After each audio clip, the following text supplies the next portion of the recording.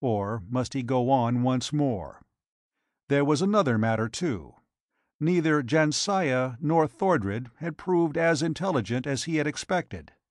At times Thordred was almost obtuse, despite his eagerness to learn new things. A flash of suspicion crossed Ardath's mind. Perhaps Thordred was pretending stupidity. But why should he? Ardath, unused to guile and deceit, found the question difficult. He had saved Thordred's life, but humans were completely alien to Ardath. He had come from Kyria, a planet far across the universe. He did not realize that humans sometimes mistrust and hate those greater than themselves, fearing power which, though benevolent, can also be used for evil. Besides, he knew that Thordred was ambitious, for the giant Earthman had conspired to win Zayna's throne. Ardath rose from his seat and pressed a lever. The veil of flickering light that barred the doorway died. He stepped across the threshold, and once more the barrier flamed with shimmering deadliness. He stood watching Thordred and Jansiah as they sat near a vision screen, intent on the scene pictured there. Thordred turned his vulture face, sensing Ardath's presence. "There is nothing new, Master." Ardath smiled somewhat sadly and shook his head. "How often must I tell you not to call me Master? Because I have more knowledge than you, Thordred, does not mean that you are my slave. This eternal desire of Earthmen for enslavement—" He shrugged bewilderedly, and his thoughts went back to his home planet, Kyria, long since shattered into cosmic dust. Often he had dreamed of that world, which he had seen only on vision screens. Always he had awakened to this barbarous planet where men hated and fought and died for silly causes. Truly, the road of ages was long. Yet he knew there would be an end. Even here, in this eastern land, the Kyrian had found a clue. "Thordred," he said slowly, "and you too, Jansiah, I must leave you for a while." Intent on his thoughts, Ardath did not notice the quick glow that brightened the other's eyes.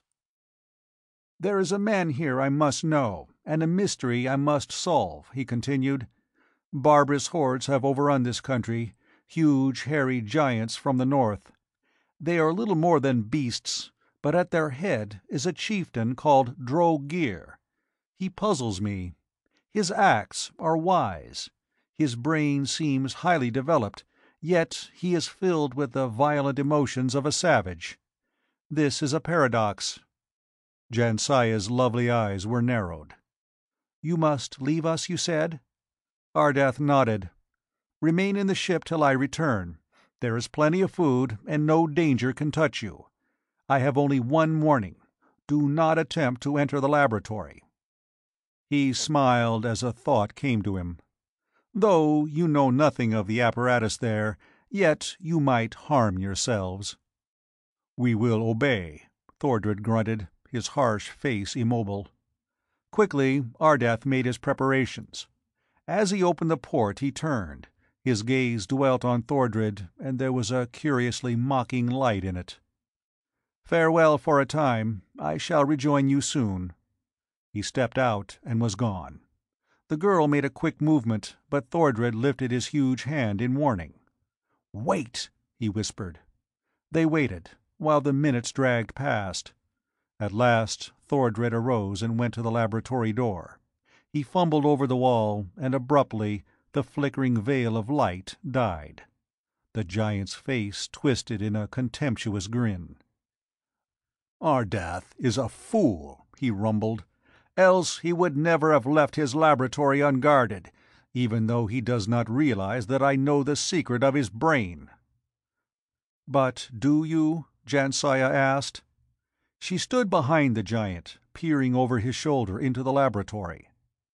"You know nothing of his thoughts since you drew the knowledge from his mind, and that was ages ago." "I know enough," Thordred retorted, eyeing the apparatus wolfishly. "Enough to handle his weapons, once I get my hands on them.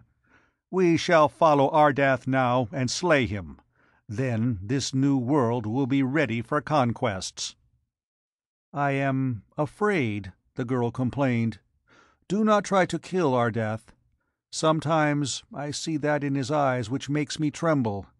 He is not earth-born. Let us flee instead, to where he can never find us." "While he lives, we are not safe," Thordred growled. "Come." He sprang across the threshold and was flung back. A wall of flaming blue light reared viciously before him. Crackling, humming, blazing with azure fury, the strange veil rippled weirdly. Sick with amazement and baffled rage, Thordred drew back, a stinging pain in his arm and his side. Jansiah cried out and fled into a corner. He watches us," the girl whimpered. "I did not think so, but now I know he is a demon." Thordred was ashly gray under his brown, hairy skin. His jaw muscles bunched. Like a beast he crouched, great hands shaking, as he glared at the ominous portal. "Quiet! He does not watch. Ardath is clever, that is all." "I do not understand." "One lock on a door is good, but two are better. Ardath had put 2 locks on this one." Thordred growled deep in his throat. "Does he suspect me? If he does—" He shook his shaggy head. "No, it is a precaution anyone might take. Let me see." Thordred approached and gingerly tested the blue wall of light. It was as solid and resistant as metal. "It is a new thing. I know many of Ardath's secrets, though not this one. Perhaps I can learn how to destroy this barrier before he returns." Jansiah began trembling with a new fear. "If you do not, he may destroy us. Hurry, Thordred." "There is no need for haste. Let me see." The giant began testing the wall beside the door. Under his beetling brows the amber cat-eyes glowed as he worked. Presently sweat began to trickle down the swarthy face and run into the black beard. Could he find the secret of the barrier before Ardath returned? Meanwhile, Ardath walked swiftly through the forest, his thoughts busy. The Kyrian had already forgotten Thordred and Jansiah. He was pondering the mystery of the savage chief Drogir, whose actions were those of a genius, but who certainly did not resemble one in any way. In a far later age, Genghis Khan and Attila the Hun would ravage the earth as Drogir did now. Centuries later, the walled cities of China would again fall victim to the invader, as they had fallen before Drogir. Out of the northern steppes the hordes of this scourge had come, huge, hairy men on horseback. Their villages were crude collections of dome-shaped huts, yurts they were called. Eastward the ravagers had swept, and down the bleak coasts into Oriental lands. Westward they had been halted, for a time, by the vast mountain range that towered to the skies. To the south they had swarmed into a land of green, lush jungle and carved stone temples, where men worshipped Siva and Kali, the many-armed. Like an avalanche, the hoofs of the invaders thundered across the earth. "Slay!" they shouted. Their curved swords glittered, their horse-tail standards shook the chill winds that followed them from the north. Their spears drank deep, lifted, dripping red. Great, beast-faced giants who rode like centaurs and fought like devils, they bathed the east in rivers of blood. "Slay! Show no mercy! Prisoners mutter and revolt, therefore take no prisoners, only slay!" Over these barbarians Drogir ruled. Ardath's vision screen had showed him that Drogir camped with a group of his men not far away. But night had fallen before he reached the outposts and was accosted by a wary sentry. In the moonlight the guard's face was like that of a gargoyle. He lifted his spear and held it rigid as Ardath's gaze met and locked with his. A silent conflict flared without words or actions between the two men.